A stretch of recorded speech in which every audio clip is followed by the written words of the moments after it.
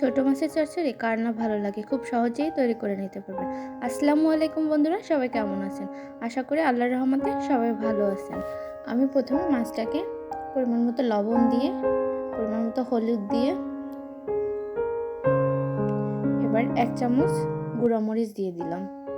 এখানে রয়েছে 7 থেকে 8টা কাঁচামরিচ কুচি ফালি করে নিয়েছি, আমি একটা পেঁয়াজ কুচি করে নিয়েছি, 4 থেকে 5 কোয়া রসুন কুচি করে নিয়েছি এবং 2টা টমেটো ফালি ফালি করে কেটে নিয়েছি।